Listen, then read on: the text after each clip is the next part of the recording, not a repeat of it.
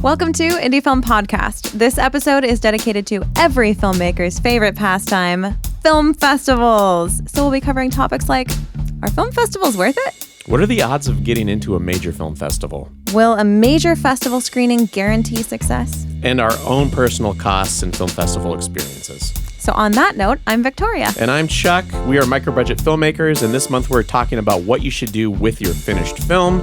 Let's start the episode about film festivals. Okay, Chuck. Are film festivals worth it? It depends. It really depends. I wish that was a yes or no answer. I do too. Yeah. I bet everyone listening right now really wishes it was too. Mm-hmm. The answer is that I don't think you're going to make money on any film festival screenings, but you might make contacts that get you in the right direction. Yeah, I will say I have never once had a film festival award me money, for sure. Never won money. But going to them, I have definitely made a lot of really good connections. I've met some incredible cinematographers and directors and just gotten to see their work and get really inspired by it. And watching indie film is always kind of cool and interesting. I've picked up producers who've helped fund other projects of mine at film festivals. Nice. And I've also picked up some really solid actors. Obviously, if I'm traveling for the film festival, that means I need to keep in mind for my budget for the film that I will be flying them in.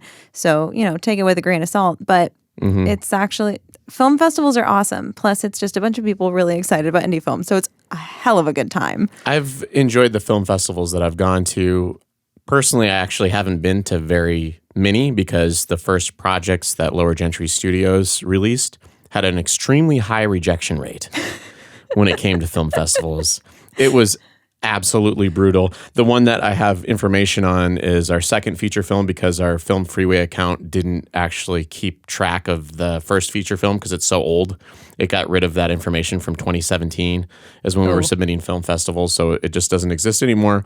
But We got into 1 out of 9, which is actually a pretty high acceptance rate. That's not bad. But we were coming back to a film festival. The one that took in our feature film, Twin Falls Sandwiches Film Festival, it was a great film festival, is a great film festival, and they brought in our second feature film. They were the only one that took Brown Truck, and they said they would screen We Speak. But as far as Stockton at Table Rock's concerned, which is the first film that we made that passes I think my brother calls it the 30-second test, where if you, within 30 seconds, he might even say it's a 5-second test. As soon as you get into the first picture on the movie, you can tell that it's quality or not. Yeah. And so this is the first thing that we made that passes the 5-second test to where people aren't going to be like, oh my God, this is a really cheap independent film that people didn't know what they were doing. So that film, we were accepted into 5 film festivals, which we attended, and that was out of 36 that we submitted to. Okay. Total. And we submitted to the big ones, which was not a good use of our money, we learned. Yeah. So as far as that was concerned, was it worth it for us to submit to Slam Dance and to submit to South by Southwest?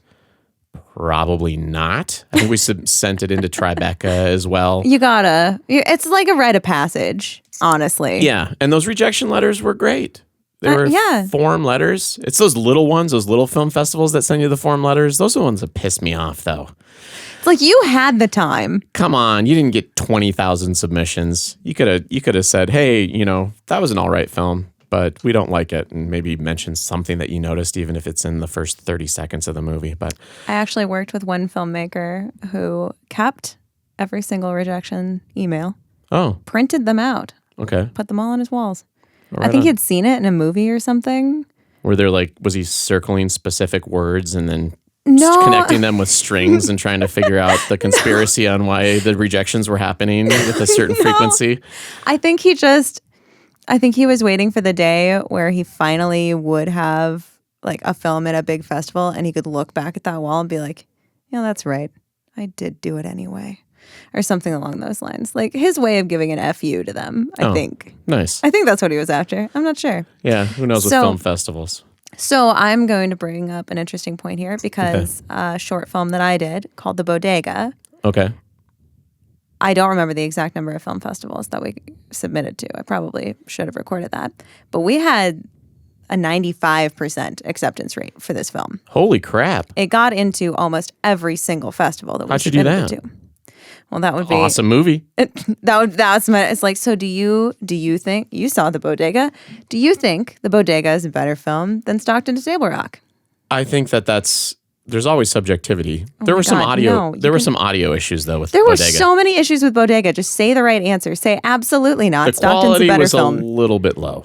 We'll say that the quality was a little low. Okay, that is the most generous thing that you could say about it. All right, so no, for anyone who has not seen the Bodega, spoiler alert, you can't see it anywhere, so no, and has not seen Stockton to Table Rock yet. Stockton to Table Rock is the better movie. Hands down, it's the better movie. Well, then why did we get rejected so hard so many times? I think it's because, one, we did not submit to any big festivals. We submitted to a lot of, especially the monthly ones, where it's only online. They're just judging it online, like Indie X Fest, things like that. Okay. So, like Night of Comedy Shore. I mean, I think they all do a big annual event at some point or other.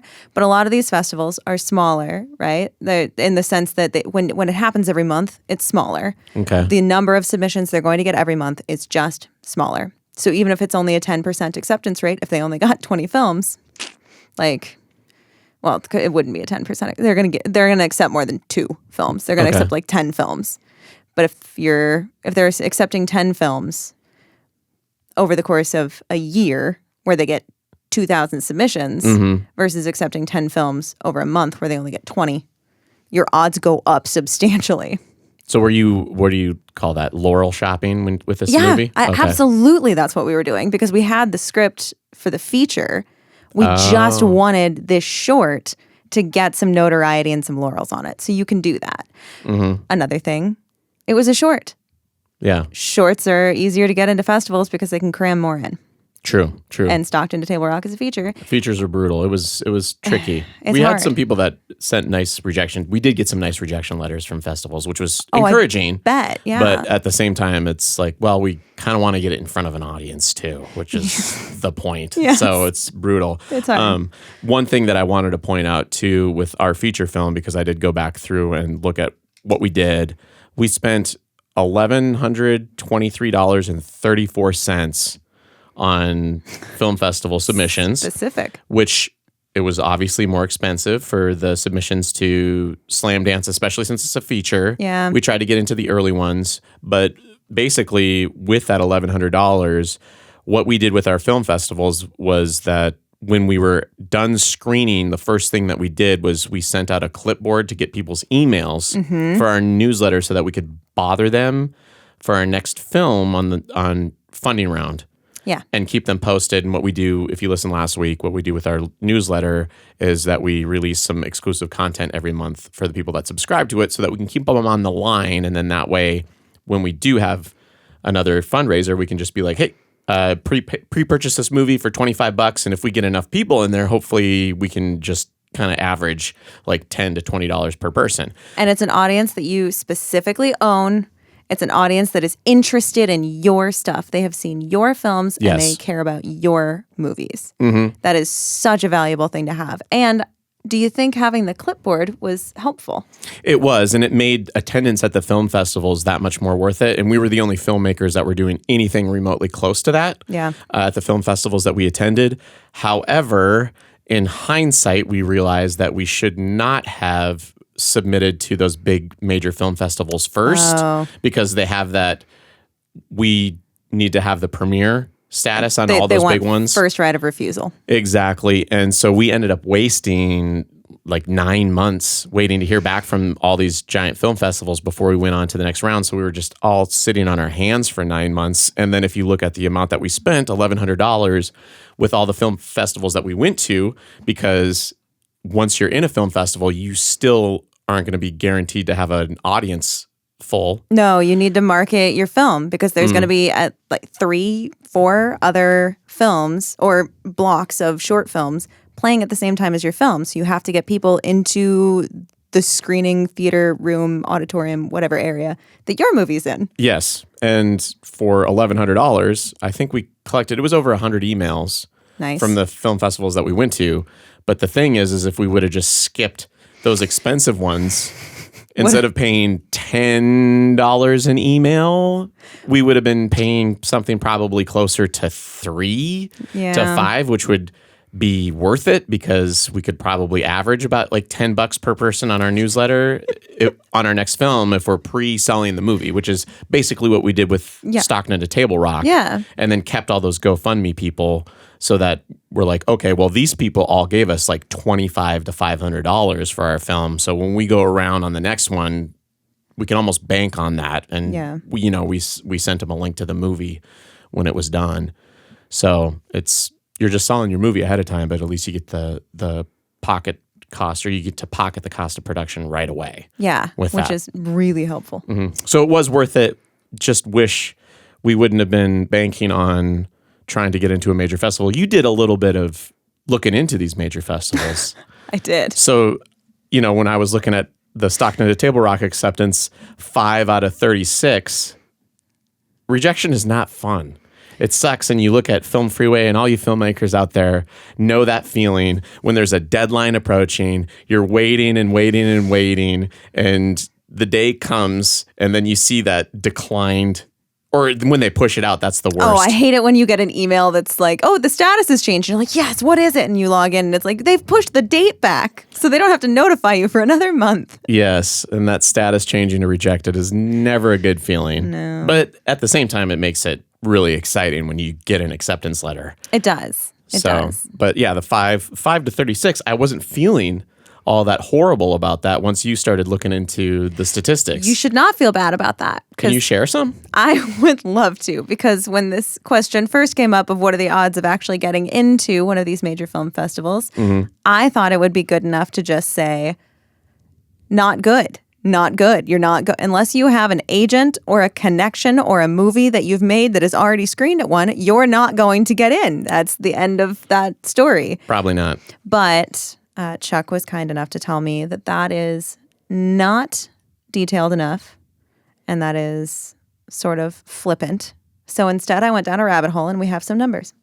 Let's hear them. So, Sundance Film Festival, everybody's favorite. Yes. The darling, and the only one of the big 5 to actually be located in America, has a shorts acceptance rate of 0.5 to 1%, while features have a 2% acceptance rate. Oh, dang. Okay. 2%. Those are your odds. So if you submit your film 100 times to Sundance, it'll get in twice. As long as it has the following, because they have shown a bias toward narrative dramas with star power. Okay. And favors films that have been fostered in the Sundance labs and fellowships. So if you've looked into their labs or their fellowship options, then your odds do go up probably to like 7 to 10%. Okay. And then, of course, has a positive bias toward American films, especially since it's one of the only big 5. It's the only big 5 that's located in the United States. So they do.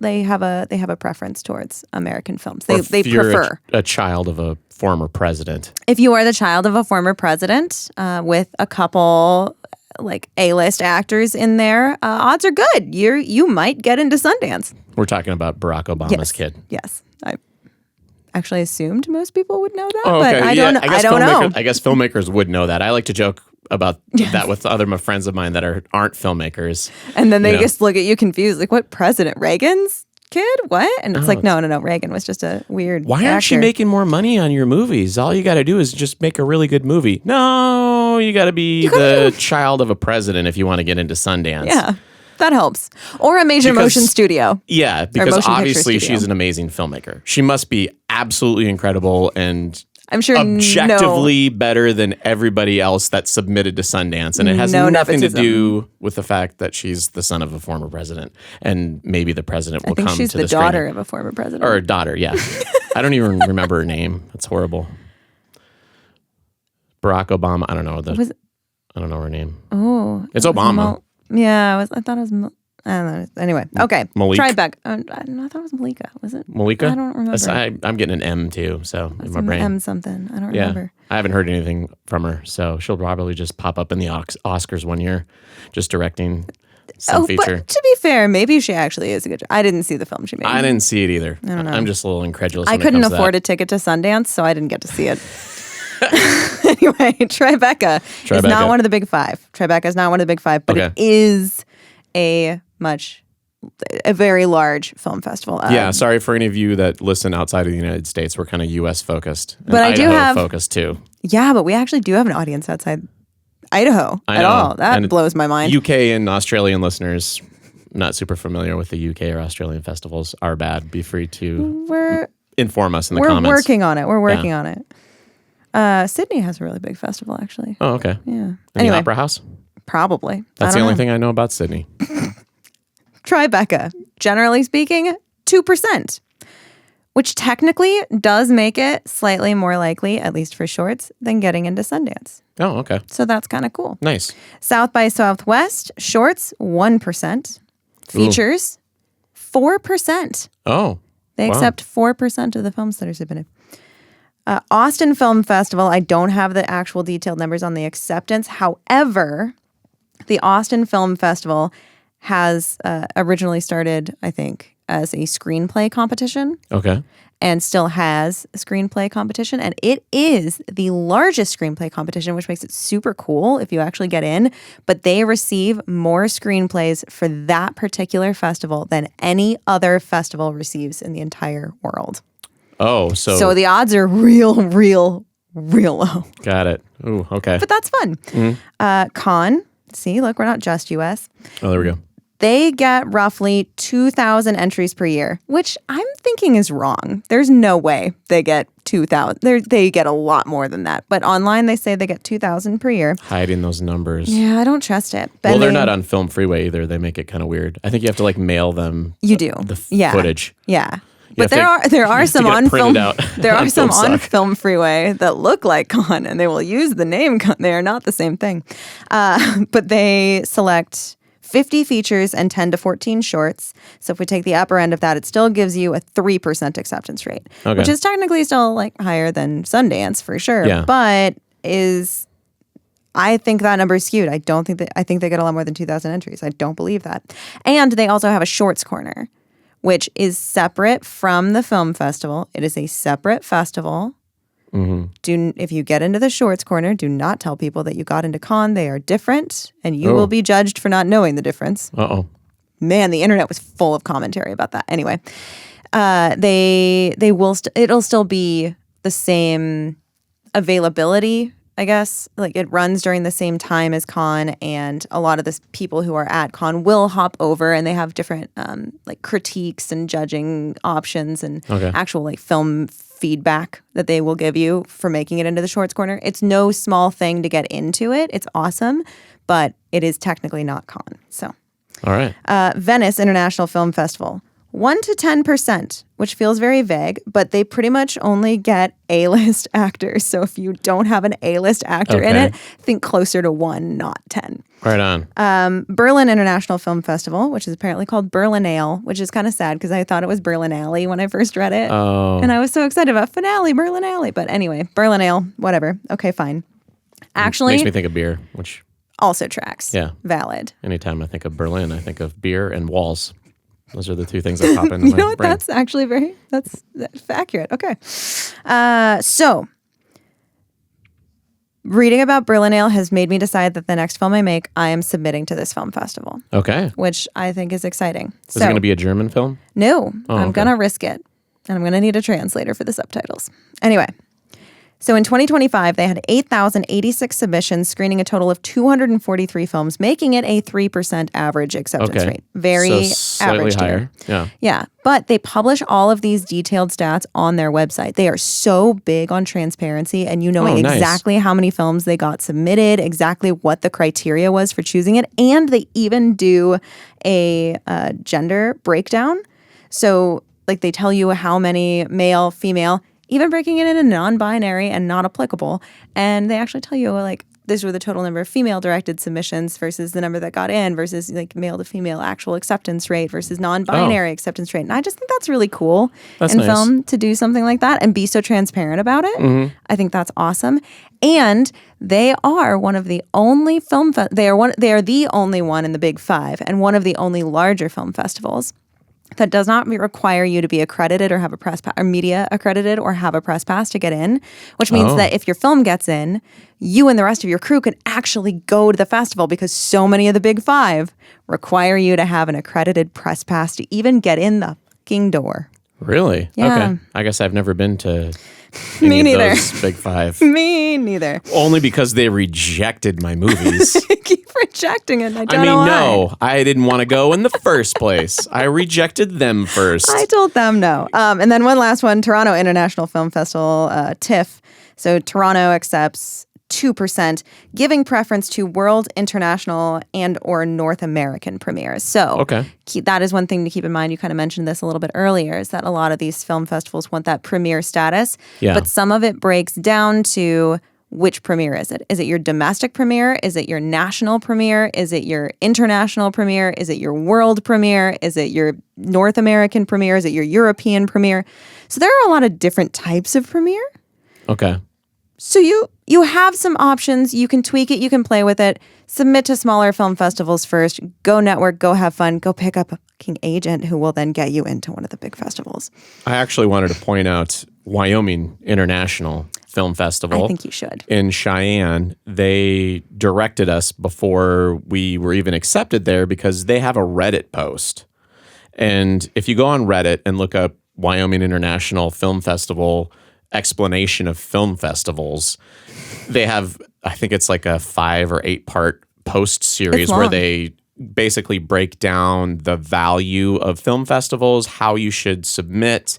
And we were lucky enough to get into their film festival, and that film festival was incredibly well run. It was so good. And the quality was premium. Oh, that horror shorts block still sticks with me. Yeah, and the experimental shorts block that I went to, it was an honor for them to screen our film there because every single movie that they played was super high quality. Yeah. And most of the people that were there screening movies showed up to the film festival, so the networking opportunities were nice, and they were just very down-to-earth people. So if you want an honest explanation, we were going over the numbers there, but if you want some advice, I would definitely go look up that Reddit post and just read through it, because that's going to be a better breakdown than what we can give anybody based on our limited film festival experiences. But there's actually some stories about major film festivals, because we're going to say, will a major film festival screening guarantee success? Yeah, because come on, that's how it works. You're that little indie filmmaker, you know nobody, you've got no money, but you have the great idea. And you pull your friends together, you get it done, you get into Sundance or Slam Dance or South by, and then suddenly everything goes your way and you're making millions of dollars on films and doing your own films and the only things you want to do, not selling out to major motion picture studios or anything like that. You're making your art and becoming independently wealthy doing it. Well, I'm excited for that to happen for me then. No, so we actually know people, and I don't know how much I can discuss these things because we didn't get any permission, but we do know people here in Idaho who have made features that have screened at some of the larger They've screened at larger film festivals. Yeah. And I mean, you can look this up. If you look up Idaho filmmaker, I just know somebody who, I think it was last year, they screened their feature at Tribeca. Yeah. And he was very excited about it. And the audience received it very well, but it looks like the critics' reaction was mixed. Oh. And then next thing I know, they were doing a GoFundMe for distribution after it had screened at Tribeca. And the audience dug it. And so these were... you could probably look up the movie. I don't want to say what it is, but it was a great movie. I dug the movie enormously. But it was just kind of a bummer to see that they had, some actors that people have heard of, doing bit roles in it. They weren't the lead actors, but they were coming in for scenes. Yeah. And to have that opportunity, and then it just kind of fizzles out, because I did also meet a programmer at a film festival of a similar size, and she had stories to tell me about how a lot of times when those filmmakers would come in, they'd be super excited, but some of those films aren't even that well attended at the larger film festivals, depending on the block that you get in. Oh, and I so bet. some of these films would just, have a next to empty theater, Because if you're screening alongside like that year's Darling or whatever, like if you're, could you imagine being at, I don't know what it was it Tribeca or Sundance, wherever Anora screened first? Could you imagine having the same screening time as Anora? That'd be rough. And you're like, damn. Yeah, everybody's going to be waiting in line for that. So we know some people that have had, just here in Idaho, that have had some films that have, had some traction at film festivals, but it did not necessarily mean that it's over. It's never over. I mean, unless you're a son of or daughter of a president, then I guess you can just kind of like whatever. You just hop in. Yeah, then it's no big deal. Filmmaking's super freaking easy. Let's not just pick on her though. Okay. How many other times? Kobe Bryant, he has an Oscar. He's dead, but he also. I'm okay with him being. He's a rapist. Yes, he was both literally things. A rapist. He was both things, but he was an excellent filmmaker. He went from nailing jump shots to nailing movies. Like all it took was his very first one, Oscar, right out the door. I think he just produced it, executive produced probably, but probably. Yeah, I think it was called like For the Love of the Game. Was the name of the short? I don't remember. So creative. So original. But so film festivals, like they're a lot of fun. I really enjoyed Wyoming International Film Festival when I went and attended that one. I went to the Iowa Independent Film Festival. That was absolutely incredible in Mason City. I will say, because Culver City was so much fun too. I had a really good time at Culver City, and it was at this really fun like theater complex thing. Anyway, maybe I think that I want to change my answer from the beginning of our film festival. Worth it? Yeah. If you've never been to a film festival before, it is absolutely worth it. Submit to a regional one that you can get to for not too much money. Like it's not going to drain your bank account, but get your film into a festival and go to it. Mm-hmm. Go network. Fun. Go meet people. Go see this giant community of people just as excited about indie film as you are, because it's so cool. It's such a fun experience. It is worth it. It is worth it, especially if it's nearby. There is one thing that I want to talk about too, about that misnomer when it comes to, pick yourself up by the bootstraps. I mean, obviously we were just joking about having famous family members is clearly going to help you. Yeah. I was at the Sun Valley Film Festival, and this was years ago. I don't remember. It was pre-pandemic. And for those of you that are not from Idaho, Sun Valley is a town of billionaires. Yes. It is a very fancy ski resort town. Yes. It's the first ski resort in the United States. Is it? Is how it started. Yes. It was the very first one. I'm pretty sure. You can double check and bitch at me in the comments if I'm wrong. But so Sun Valley, Warren Buffett has his annual billionaire extravaganza there every year. So, and it's not too far from Boise. So it's kind of weird that we have this bizarre connection to a huge amount of wealth and like 0.001 percenters here in Idaho. I mean, it's not too far away from Boise, but it is still like a 6-hour drive, right? No, it's like 3 or 4. To Sun Valley, really? Yeah. It's not too bad. It's not too bad. Man, you figure I'd know Idaho geography better. That's okay. all good. Anyway, sorry. Continue on. You got to quit going to the coast. I leave Idaho when I'm on vacation. I leave Idaho. It's only 30 minutes to the border from here. So I was at the Sun Valley Film Festival, and that film festival is definitely snooty, is how I would describe it. So Jay Duplass was giving a speech. And if you're unfamiliar with the Duplass brothers, they have that. They're kind of like the mumblecore. Did they start mumblecore film in the 90s? I don't know if they started it. But they were in that mumblecore movement. Zach Braff would be personally offended if he didn't get to say he started it. Good point. No shade there, just being honest. So Jay Duplass was giving a speech, and his speech was kind of supposed to be inspirational for filmmakers because he and his brother famously got recognized at Sundance for a really janky short they made where I think Mark was leaving a voicemail or Jay was leaving a voicemail message and having to keep re-recording it. And apparently it was stressful and it was funny and like they executed it really well. And that's the story that they preach. Kind of like they are the Kevin Smith in that vein of like people that just kind of like, oh, we're going to just do something, grab a camera, make some art. Because if it's good enough, people will latch on. So I learned that the Duplass brothers actually have some pretty substantial connections. And when I was there pre-pandemic, I remember messaging my brother and I'm like, we're on the path. And I just saw this guy, Jay Duplass, and he's like, well, they got handed most of the stuff that they ever earned. And at the time, so like 2018-ish, I think it was right around there, you could read their Wikipedia page and it would talk about their defunct feature film that happened prior to their Sundance release. Yes. And I had to dig around. To find. They've removed a lot of that stuff off their Wikipedia page now. Yes, it's tricky to find this stuff, but I found a Newsweek article, and you can Google this. It exists. This was written by Mark Duplass. It's Newsweek. It's titled Mark Duplass on Why His Sports Movie Was a Big Mistake. And this is just the opening of this. It says, in the late 90s, when I was 19 and my brother Jay was 22, we thought we were hot shit because we had made a couple $100,000 filming a bad corporate documentary for a now defunct Fortune 500 company. I remember saying, holy shit, we've never seen this much money. And his father, both of their father he's like a famous corporate lawyer in New Orleans. Yeah.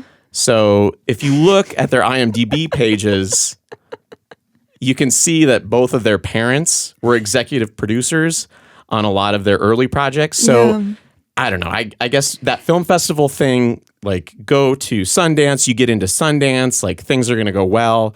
And Kevin Smith, yeah, absolutely. Was he lucky? And is that an amazing story that he was able to do what he did and get to where he is? And does he have an amazing skill set? Duplass brothers, yeah, I'm sure that they write great stuff. It's not for me. You can't even put too much shade on the film that was in Sundance, because it was good, it was solid, but it wasn't like the message. I'm just going to say from the Duplass brothers, it just seems off-putting to me because it's not genuine.